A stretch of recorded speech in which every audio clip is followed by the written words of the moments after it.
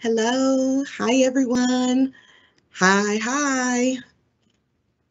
My name is Brianna Jones, and I am the Assistant Director at the Leadership Institute. Let me make sure my volume is up. At the Leadership Institute at Columbus State University. Thank you for carving out an hour of your time today on Vote Day, especially. We hope to make your time with us very engaging and interactive. So we will be using the chat feature throughout.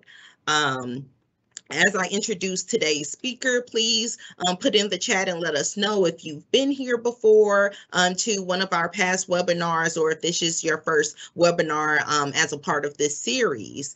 Today's webinar will be facilitated by Dr. Jackie Walton. Jackie is a life coach and education consultant. Jackie considers herself to be a lifelong learner, and she is presently working on her second doctorate in philosophy in general psychology, industrial, and organizational psychology.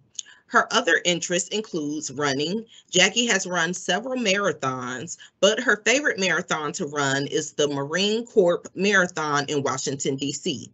She loves all things science fiction and is a fan of Star Trek and Marvel comic movies, which I am also a fan of. I love a good action power pack Marvel movie, DC comic, whatever. But welcome, Dr. Walton, in the chat. Will you? And I will pause throughout for reflection and to moderate some things that are coming in the chat. But for now, I'll turn it over to you, Dr. Jackie. All right. Thank you, Brianna. Thank you. I'm excited everybody came today. It's great. Thank you for participating. I hope you participate in this actual session we're having today. And this one is always interesting to me when I'm working with people and everything out there, and especially life coaching and actually working with individual districts and things like that. We talk about this. What is the difference? Empathy versus sympathy. When is it appropriate to use which one? Also, how does it impact the workplace? It's always those things. Why is it important? Why is it important that we know what is empathy and what versus sympathy, when to use it? Why is that important? Especially when we interact with people. So we're going to go a little bit deep in that and discuss about those things. So if we look at the next slide here, let me get that going. All right, let's move it. Okay. Here's it right here. It said, walk a mile in my shoes. Walk a mile in my shoes. What does that statement mean to you? So, Brianna, we're going to see about what they put in there. Walk a mile in my shoes. What does that mean to you? When you find somebody say, walk a mile in my shoes. What are your thoughts about that?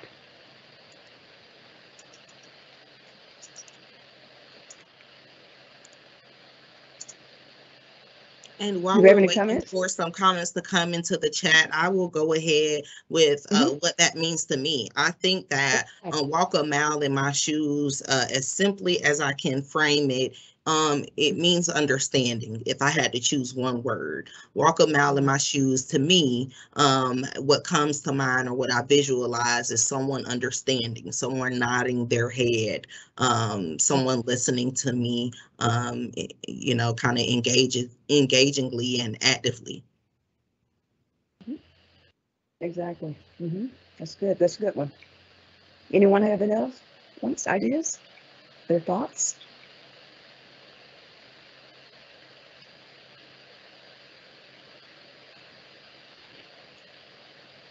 But I do agree with you, Brianna, because it's all about when you're thinking about walk a mile in my shoe.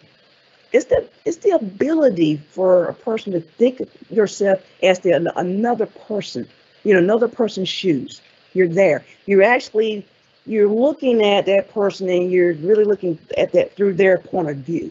I'm walking a mile in your shoe because I'm looking at your point of view of what's happening. I'm engaging it. I'm defining, I'm understanding another person's view. I'm walking in that shoe. I'm putting myself mentally in that person's shoe. And I'm trying to experience and bringing my own emotions and things like that to experience what that person is going through. Any comments about that? Yes, we had Somer. He says that For him, walk a mile in my shoes means seeing things from someone else's point of view.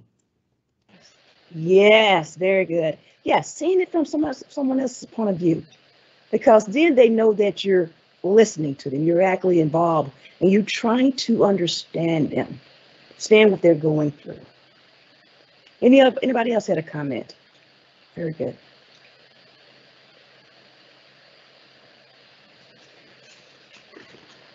No other comments at the moment. Good. So that's what you need to think about. Walking, looking it through somebody else's point of view. I'm putting myself in your situation and I'm trying to understand it. I'm identifying it so I can be more supportive of what you need. So keep that in mind because that is a part of empathy. And we'll think about it now. If I'm saying that empathy, it's time for you to think about, okay, wait a minute, let's think about sympathy here. Keep that in mind. So let's look at our overview here today. Let's understand the characteristics. Oops, we went too far, excuse me. To overview, understand the characteristics of empathy and sympathy. So we're going to try to understand that characteristic. We're going to discuss and explain the difference between the two. Develop and understand how empathy impacts the workplace. And we also look at sympathy, but really what empathy does to the workplace. And we're going to look at how we can create a plan for our own self, or how we can improve in our area when it comes to sympathy and empathy, when it comes to our involvement with people, especially in the workplace.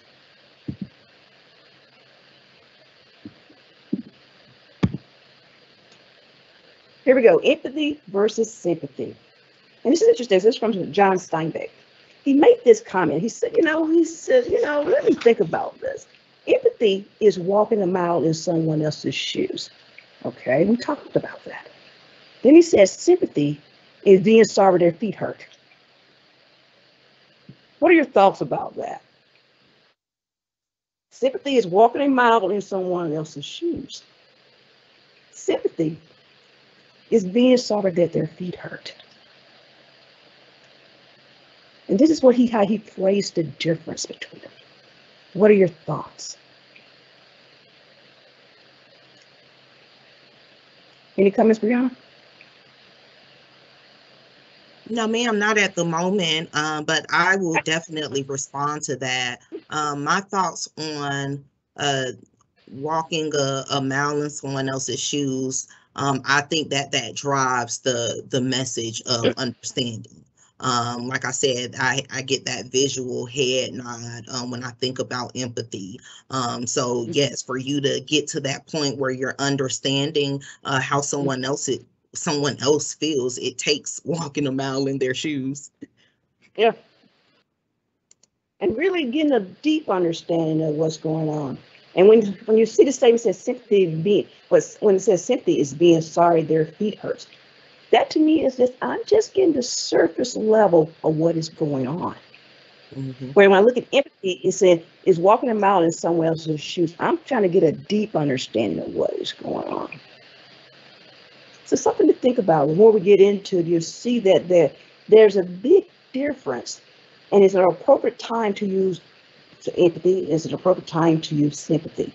Choosing the right one is always crucial, especially when you're interacting with people, especially in the workplace. You got to make sure you choose the right one. So keep that in mind. Any comments before I move to the next slide? I want to touch on what you said about empathy being a deep understanding.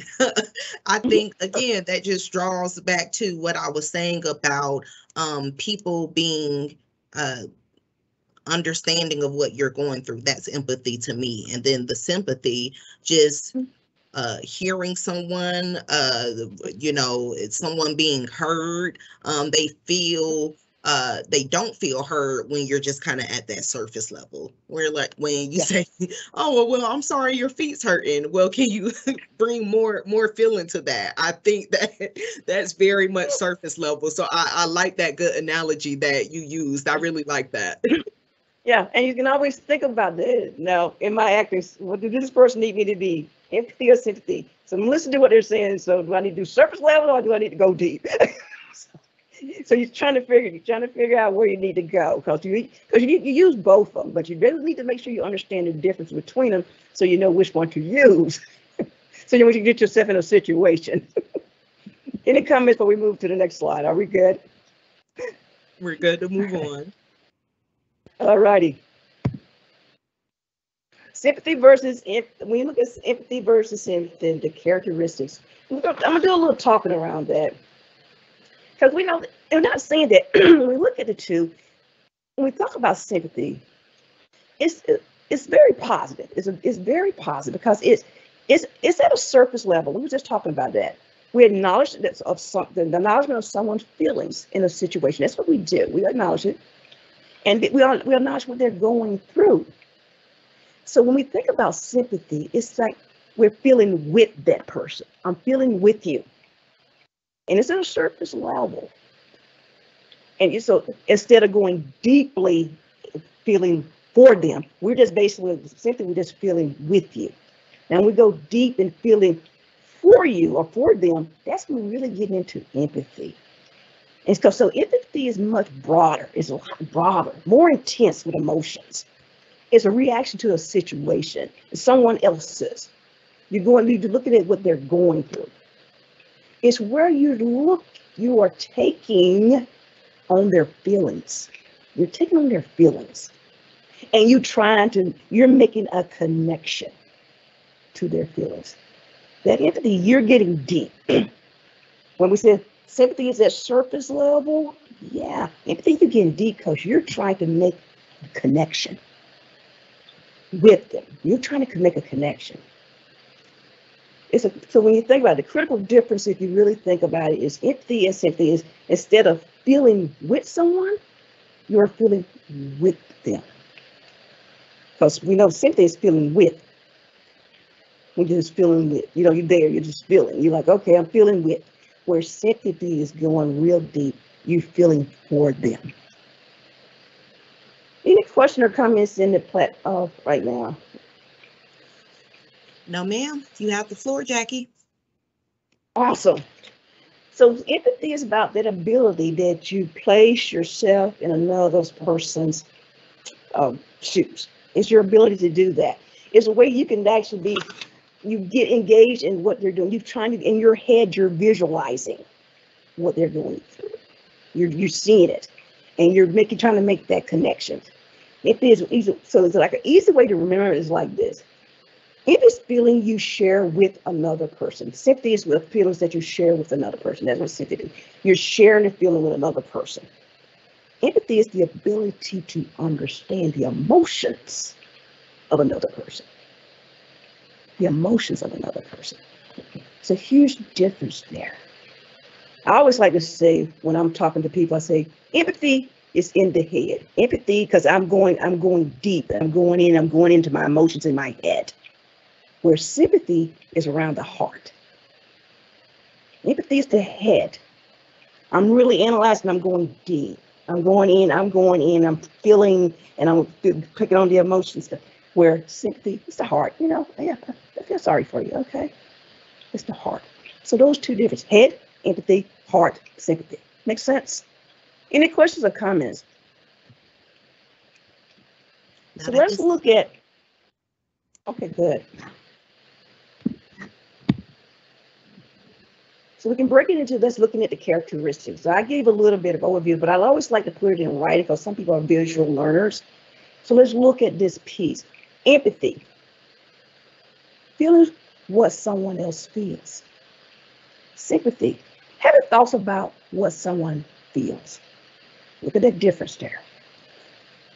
Empathy. Actively listening to what they have to say. Sympathy. Winning the conversation. Giving unasked advice. If people don't ask you for it, you give it to them any kind of way. Oops. Go back. Empathy, not judging. You're not judging. When they're telling you something, you're not judging them. Sympathy, sometimes you be passing judgment. You don't realize you're doing it, but you do it.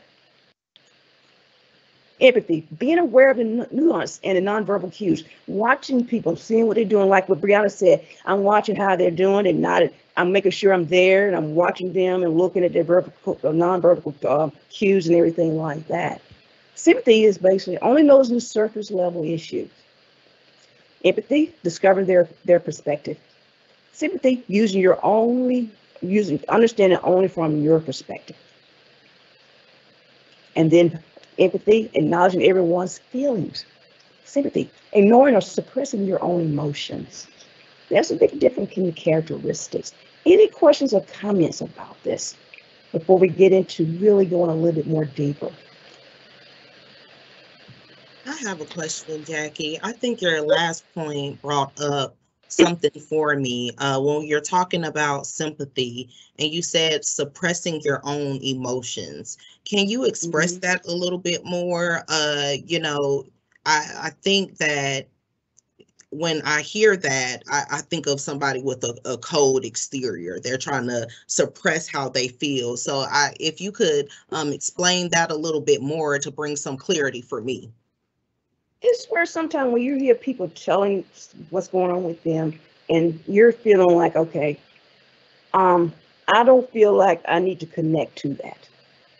It's a disconnect. You don't want to connect. When you suppress your own emotions, meaning that when you acknowledge your own emotions around this situation going on, it leaves you vulnerable.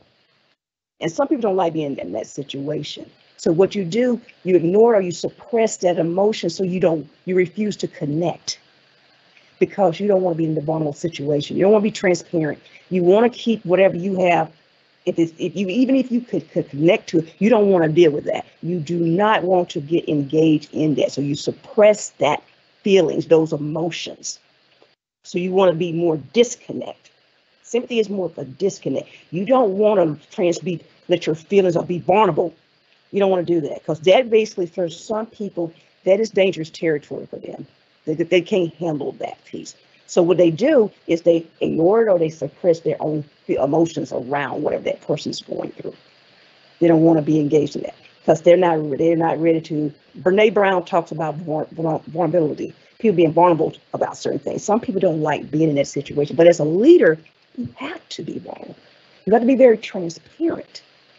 But there's people that really suppress their emotions and everything like this so they don't have to connect because they feel like vulnerability is a weakness. If I do that, I'm showing weakness. So I got to be strong. So when this person shared to me, I'm got to be strong. I'm not going to connect with them. No. I'm just going to say, I'm just going to be surface level and I'm just going to give whatever, but that's it. I don't want to connect because they're going to make me look like I'm weak. It's a weakness for me, which is not.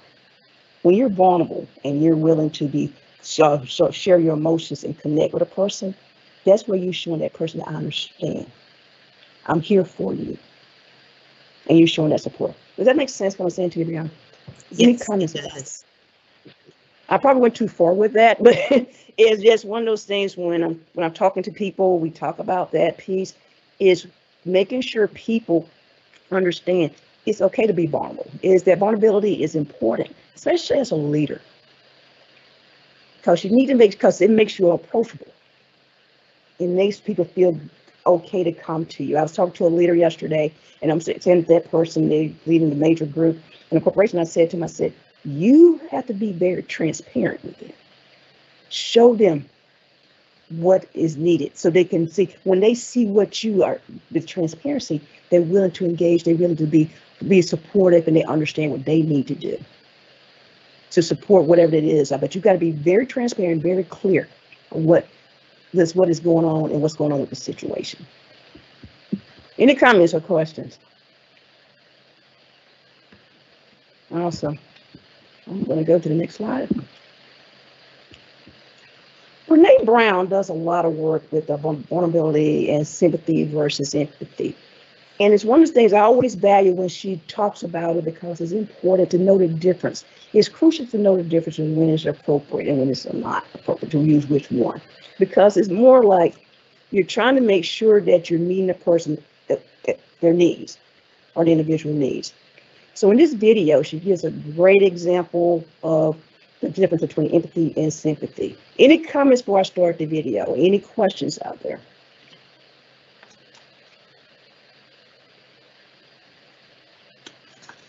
Anything, Brianna? No, ma'am. All right, let's see if I can get this to work. All righty.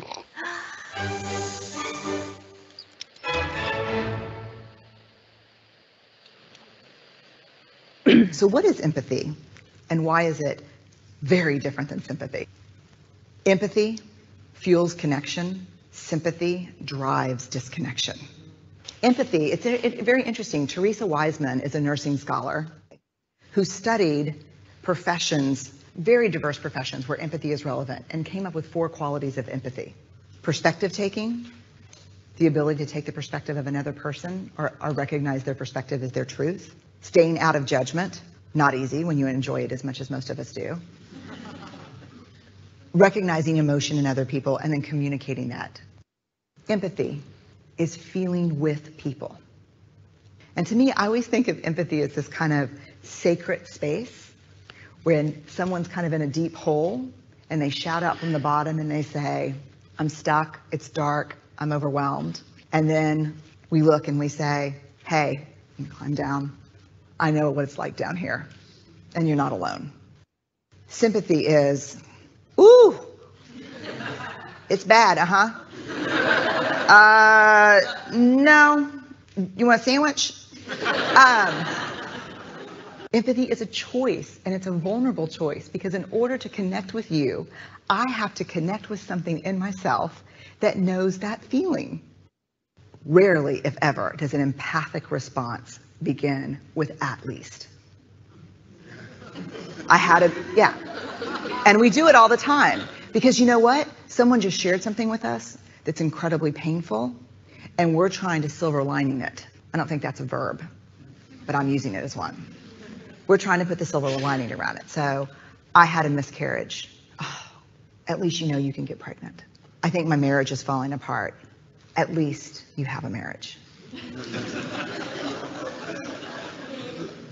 John's getting kicked out of school. At least Sarah is an A student.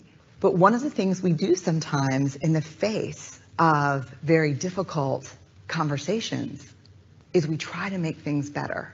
If I share something with you that's very difficult, I'd rather you say, I don't even know what to say right now, I'm just so glad you told me. Because the truth is, rarely can a response make something better. What makes something better is connection. Any questions or comments about that? What are your thoughts about that? What are your thoughts about that?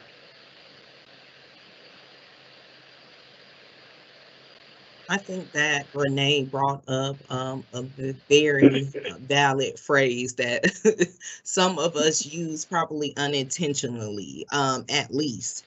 I have been, I know that I've used that before, because you think that you're cheering them up by saying, well, at least you're pointing out the positive. But Right. like that illustration just showed us, that's not how it is perceived. No, it's not, that's not how it's perceived. Because you're really not making a connection. Because empathy fuels connection. Sympathy drives disconnection. Because you're still, and when you asked me before, you said, what does it, when it was involved with sympathy, you said about people feeling the problem of struggling with being connected, or whatever the case may be. We were talking about it earlier. It's all about that connection piece. Whatnot, because as you notice when you look at the example when she was going through it, you notice that sympathy kind of at least.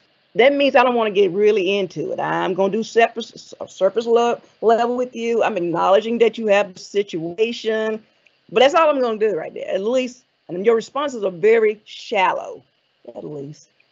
And you never thought about that, but it really is, because you're not really connecting to the person and really getting into their shoes and really looking at their emotion, looking at their point of view.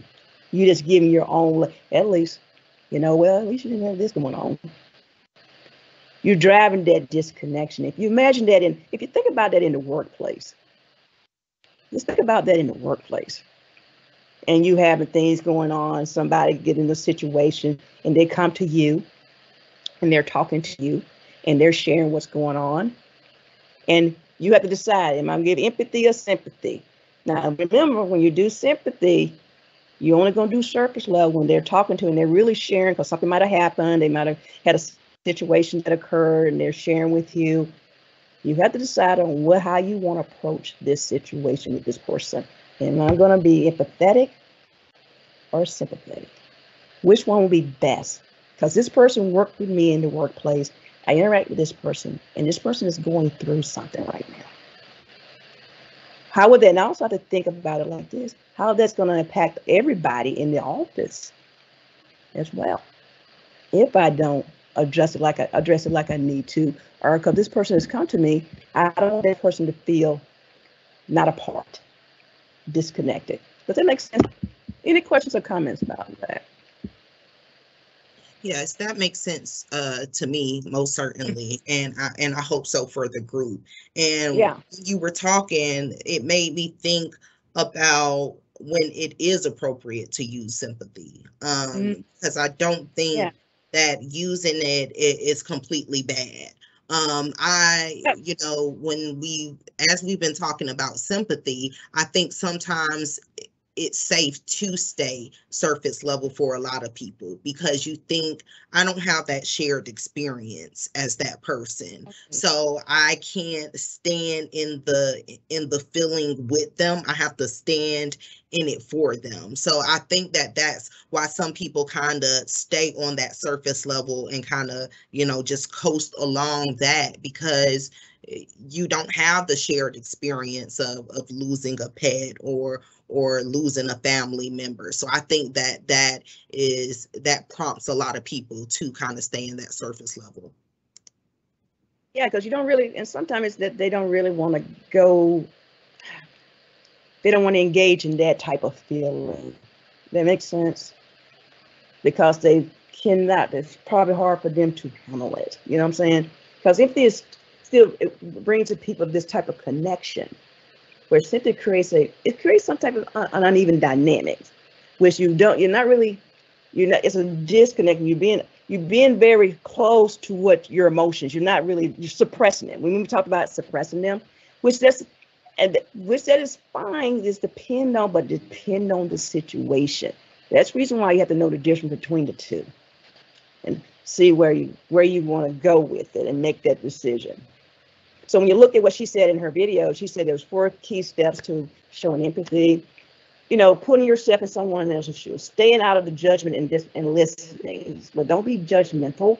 I recognize the emotions of another person that you may felt before. Like you said, Brianna, that I don't know if I can. Sometimes I may go the sympathy way because I really can't connect.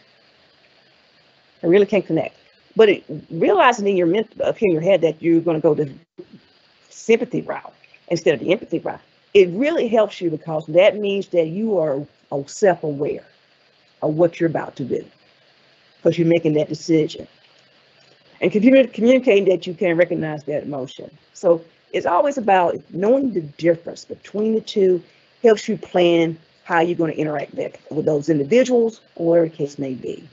Any questions or comments?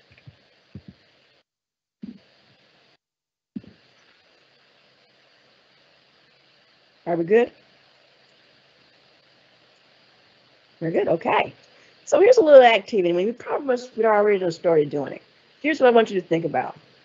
Imagine someone in your workplace was just reprimanded. As a result, they feel sad, nervous, and disappointed in themselves. What do you think will happen if they came to you? Now you got to decide on what you're going to do here. You're in your workplace. This person came to you. Here's where they're talking to you. Which approach you're thinking about? And you're going to use empathy or sympathy?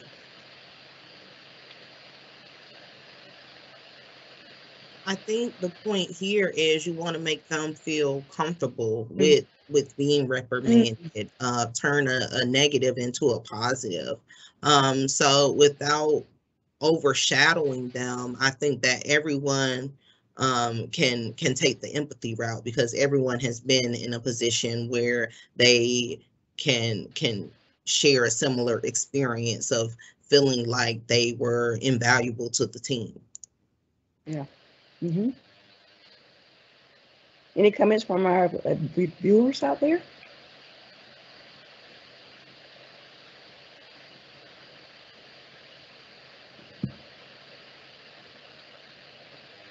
So in a given situation, it's something to think about. So let's say if I was going this sympathy approach with this, I'm going to go to sympathy approach. And I might say, let me get the slide there. There we go. There we go. Sympathy. You could tell them that you're sorry that they are going through this, like you said, Brianna. However, this would not stop you from feeling judgment towards their situation. Keep in mind, perhaps your judging them for having been reprimanded. Some people might even say, at least you still have a job. That's the sympathy approach. Let's look at the empathy approach. Here it is. You feel sadness and nervous and disappointed the other person feels. You care about their well-being. You can let them know that they are not alone. You don't need to find a solution to their problem, because we love to find a solution. Stop. Instead, you can say something like, I'm really sorry. I'm so glad you told me. I'm here for you. You resist the urge to try to make it go away, because you can't. So that's that recommend. You got a friend that comes to you. Here's the sympathy approach. Here's the empathy approach. Any comments about that?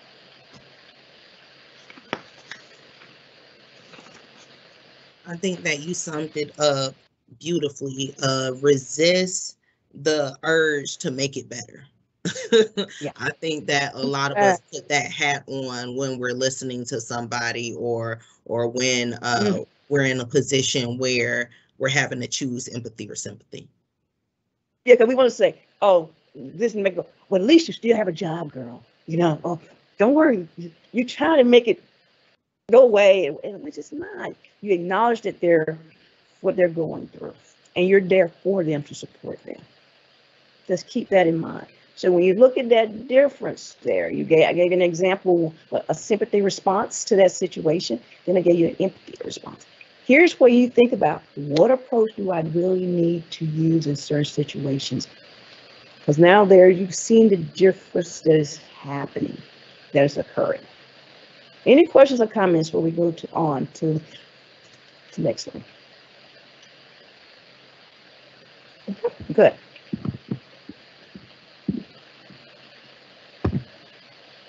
Why do you think empathy is important? Why do we think it's important? Why do we think it's important? Why do we think it's important?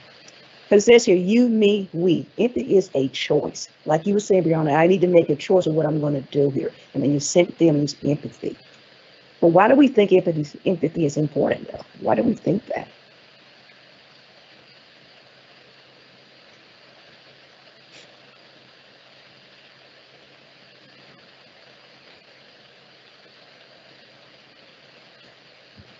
So when we think about it, we can look at it in this perspective.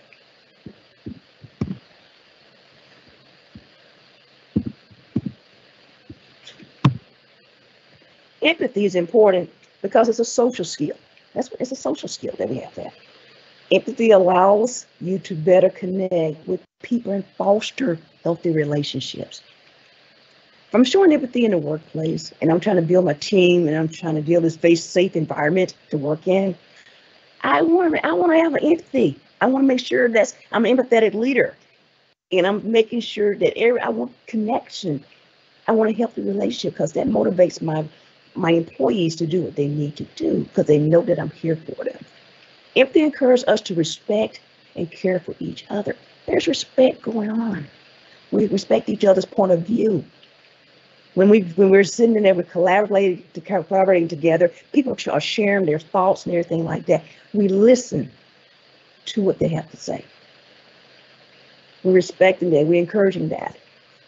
And empathy encourages us to show compassion, understanding for others, and help make our communities a better place to live. We're encouraging. We're showing compassion. That's why it's important. And we can even say empathy builds stronger relationships. Showing empathy at work helps develop stronger relationship with you and your coworkers and even your customer. Even your customer, because when you show empathy, it even shows the relation you build with your customers. But keep in mind, when you show others that you care and that you are sensitive, then you're being transparent and everything like that, to their needs and wants, you build trust. You're building trust and understanding and loyalty among your teams, members, as well as your customers. That's what you're doing there. When you do that, it's important to think about, so why is it important? It's because you're taking the perspective and feelings of others, and you're giving that, you're taking it into consideration. Their concerns in consideration, which can help you even become a better problem solver. When it comes to situations in the workplace, you're better problem solvers. You handle it in a manner where however you handle, your people will understand, I'm going to follow this because we did do this. They understand it because they trust your decision making. They trust you.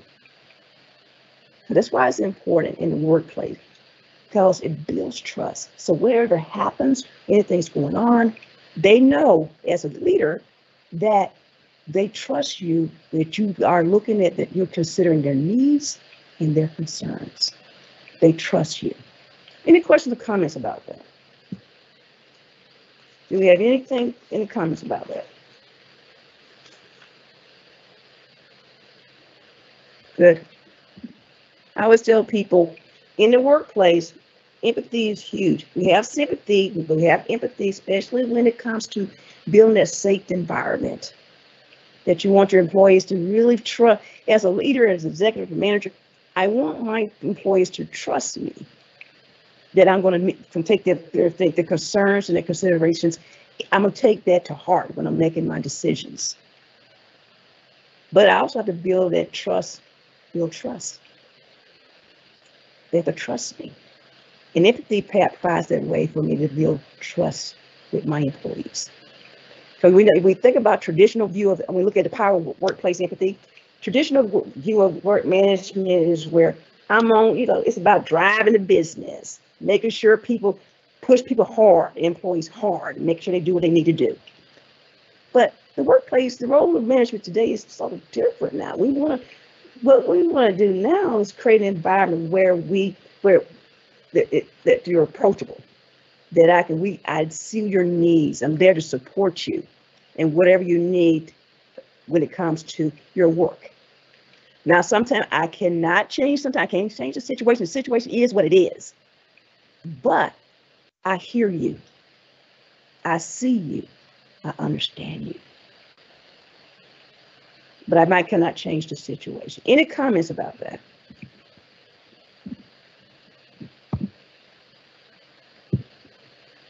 I can't hear you. Sorry, Jackie. We do have a question about that in regards to, having to hear and feel kind of constantly being in the world that we live in today. How can you prevent compassion fatigue as a leader? One of the things you have to do, and I'm going to say this, that compassion fatigue is that you have to have boundaries. I always tell people boundaries. There are certain things that as a leader that I have to say, for me, when you think about it, I have my vision, I have my mission to what I want to happen when it comes to my team, right? But I also have to think about, here are the things that I will allow, and here's some things where I put boundaries around. And the reason why, because what happens, people can wear you out. They literally can wear you out. When you say compassion, yeah, they can wear you out. It gets very stressful. So what you do is you have to create boundaries. And people are like, oh, what does that mean, Dr. Jackie? That means that I have already, when I'm setting up my work environment, here's some things that I say that we're going to engage in. I map it out so my people will understand that. And I make sure that it's to the point that it doesn't stress me out. You with me so far? So you have to map out how you're going to do certain things. I was working with a district a couple of weeks ago, talking about you have to map out a plan on how you're going to really have people do certain things, that it won't get so demanding on you that it's not, you can control the situation. So you have to create boundaries around that. You're an empathetic leader, but there's certain things that you make clear that you will not go down that road or path with. That makes sense? You create those boundaries. And people will respect you for that. They will respect for you, especially when you're transparent about certain things. Any other comments? I think that makes perfect sense what you said, Dr. Jackie. Having boundaries and having a plan for how you're going to fulfill these boundaries. I think that is a big takeaway from your answer. Establishing those boundaries because you don't want to drain yourself out, because what use or a value would you offer to the team? So thank you for that. Yeah. So workplace environment requires evolved approach, which, and when it comes to management, empathy is more than just listening. It's responding with insight and awareness. But when you're aware of what's going on with your team and you know them, that also helps you create boundaries, because some people can be a little bit too much. Okay. Then recognize that the human drive to bond in the workplace motivator is a motivator for them. They like to bond, which is good. You create a work environment that helps employees believe that they are wanted and belong to the group. I can create that work environment for that they feel like they belong. They're in the group and everything like that. The key component to building trust with others is empathy. That's the whole thing. Managers and executives show that they are aware of their employees' feelings, appreciate those feelings, even when they do not agree. It builds trust. We can agree to disagree. The fact of it is, they know that you acknowledge them and their feelings. And that also plays in how I do my boundaries. Okay, in my plan, how I'm doing certain things. They understand and respect that. Employees has faith that the manager or the executive still at least consider their feelings. It's all about considering their feelings, even though I'm going to make decisions I need to make. But they have the faith that you're going to respect their feelings in the long run. Any questions or comments about that? Okay, good. So when we think about empathy, it's a sense of understanding people's feelings and needs, actively listening to others' perspective, and you're sensitive to the group. You're sensitive to the group. That's basically what you're doing there. You're being sensitive with some boundaries. As a manager and executive, you have to have boundaries, because they can be a little bit too much at times. But I always tell people, what is your plan? What are you doing? Because you have to plan with them. Let's see if I can get this going. There we go. Oops. Let's go back. There we go. Let me get it here. There we go. Case study. This is a prime example. If you can think about this, this happens a lot. James and Mary are having a conversation at work. Mary reports to Jane. So this person reports to Jane. And Mary shares her situation here. The situation I'm dealing with has proven to be especially difficult. It involves exceptionally long hours, really testing my patience, my stamina, and everything. I feel like it's never going to be enough. And my workload is starting to suffer. Frankly, I'm exhausted. I know how many of you have heard this from employees. You've heard this. Now, here's James. Person reported to Mary. You know that we are super busy right now. We have these crunch time, many times before this. Everyone has to go to the extra mile. I'm super stressed too, but this is how it works here. If I cannot have 2 days off on this weekend, then we all have to grit and bear it. I don't see any way I can help you right now. And this is the manager talking here. And it might be some time before we get back to normal. By the way, Mary, how far along are you on the other project? It has to be completed by Monday.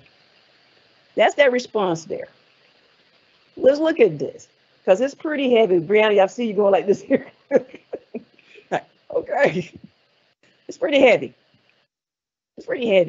So I always ask people, when you look at this, I'll get into the question that says, what was Mary trying to communicate to James? And what did she want from him? What did she want from him?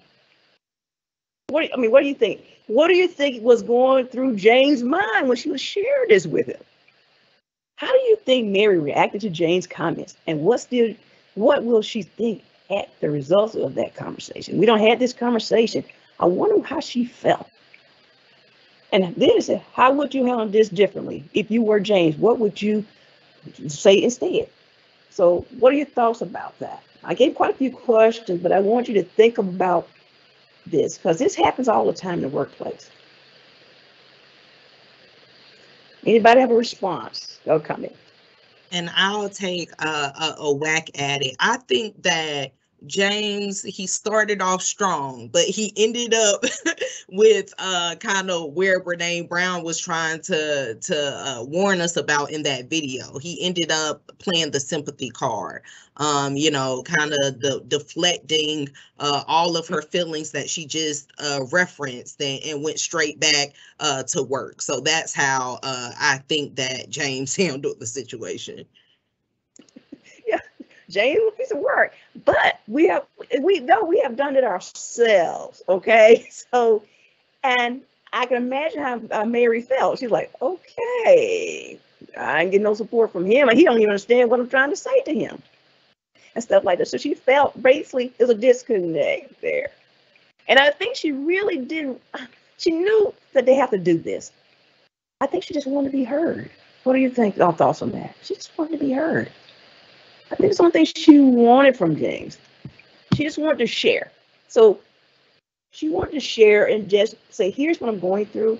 I don't think she wanted an answer because there wasn't no answer because there was no solution to the problem because we have to do it. But I think she just wanted to be heard. And for him just to connect to and put himself in her shoes. But James took, like you said, Brianna, the sympathy approach. Look, we got to get this done. Did you? Oh, you got something to do on Monday. Fine, okay, I got hurt, whatever. Surface level here. So let's look at the empathy checklist. Acknowledge the feelings first. Maybe James should acknowledge them first, like I said, and let the other person know they have been heard. Even if you can't change the situation, because the deadline is there, you can't change it. View the situation from the standpoint of the other person. Try to put themselves in their shoes because they're working on this project. Probe and listen to hear what's important to the person. Verbalize, normalize their concerns. Acknowledge that you take that other person seriously. Making eye contact and nodding. So they don't ask for much. When they go off like that, they basically want you to be heard, that you acknowledge it. Any questions or comments about that? All right. I always think it's interesting because we actually do that. So many of us do it. I don't know about anybody else. I catch myself like, oh yeah, I done did that before. Bad me. So when you want to think about, for like, even I'm going to ask you, what's your next step after going through this session with me? What can I do? How can I do when it comes to empathy? So we got to understand what's the difference between it. We have an understanding of that. Now, what can I do as an individual to practice empathy? Now, you can't do them all. So when you're thinking about it, what can you do that's simple? I always tell people, don't put 50 million next steps and you ain't going to do now, not one. Okay, so one or two, maybe one. I'm just being realistic because you know how we like put things, and we're going to do this and this, get back, we don't do none.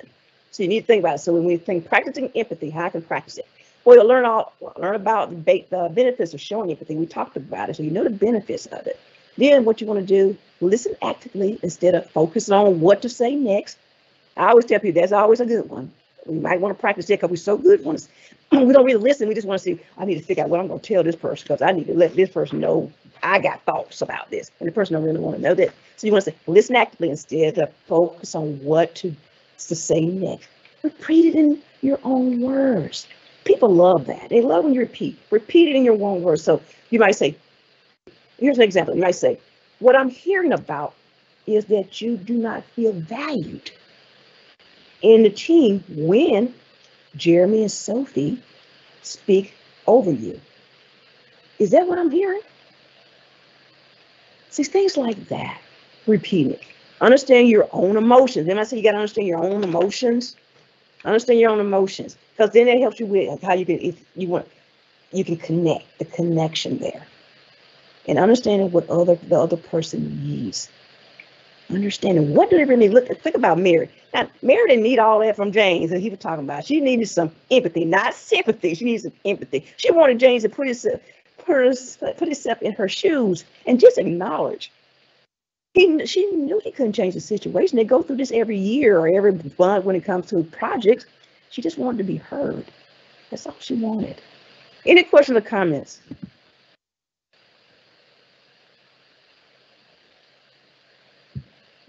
I like to tell people, thumbs up if you're okay with what we've done so far. Are we good to go here? Thumbs up, okay. So here's the way we can practice. Now, when you think about, when we talk about at the end here, talk about your next steps, here's some things that you might want to consider. But don't pick, say, I'm going to do all of this because you know you're not going to do this pig one or whatever, you know, this pig one. Your plan for empathy. What impact will today's learning have on your practice? So we went over some things. So here's the day right now. I put a walk a mile in my shoes. What are you going to do? Go back and you're going to try to implement with concern yourself when it comes to empathy. You know the difference between empathy and sympathy. What are you going to do next? Anybody want to comment or say what they might do next?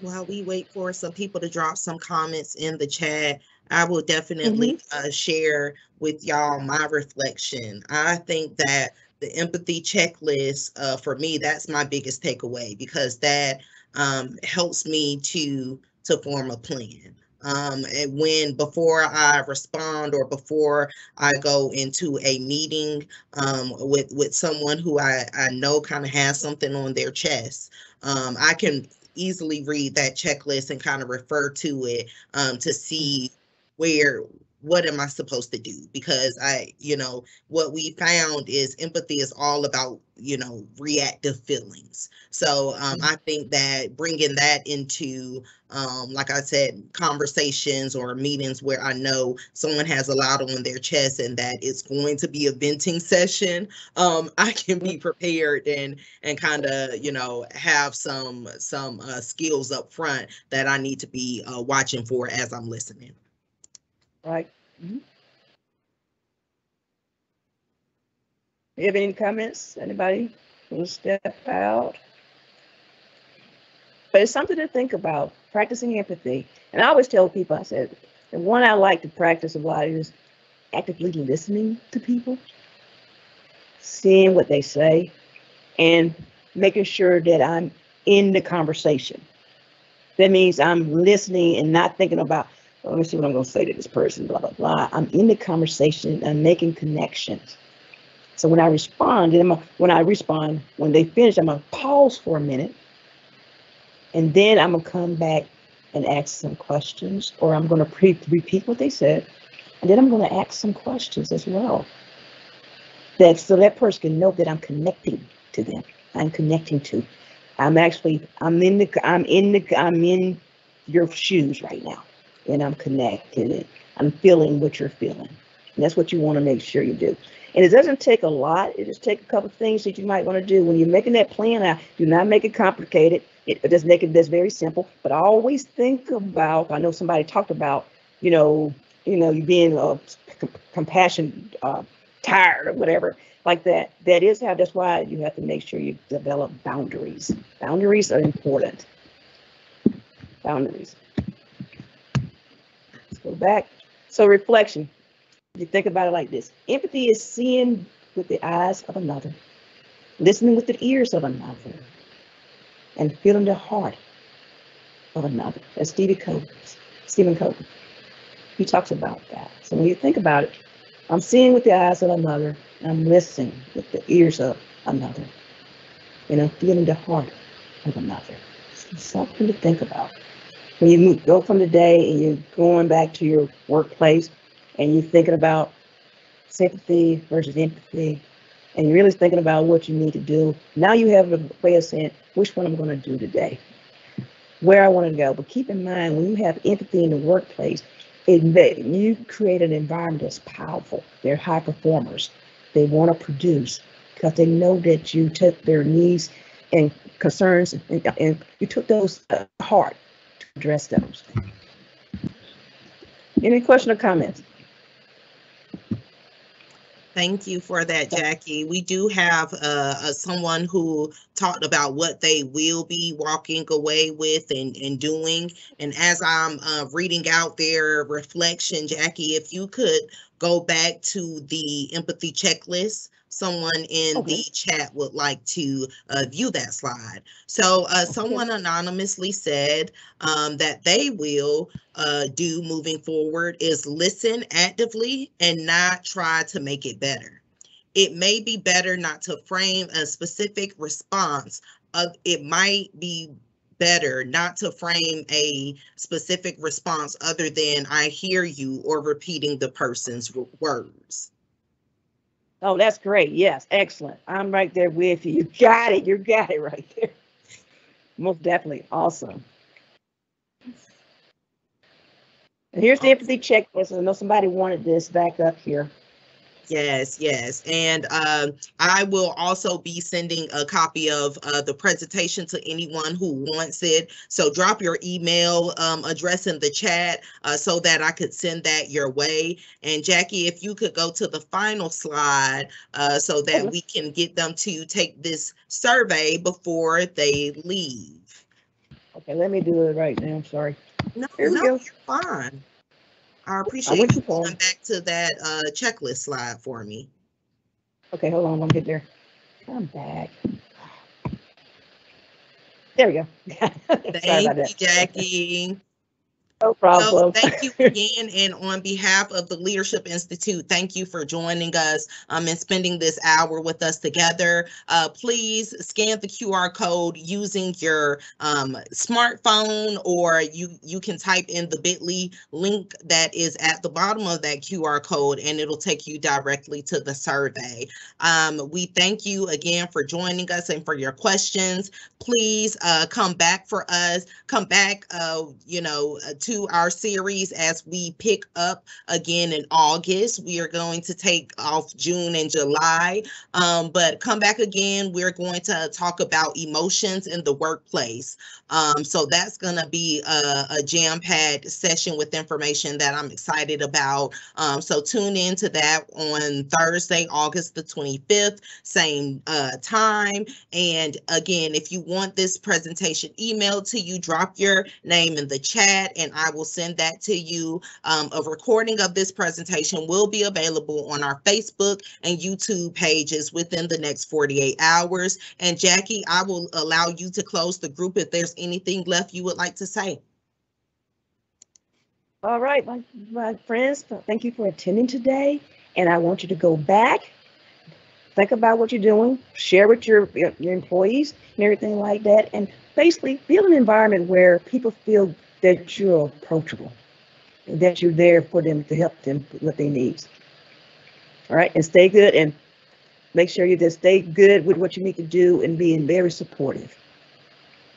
Thank you. Thank you. Bye-bye, you all. Bye.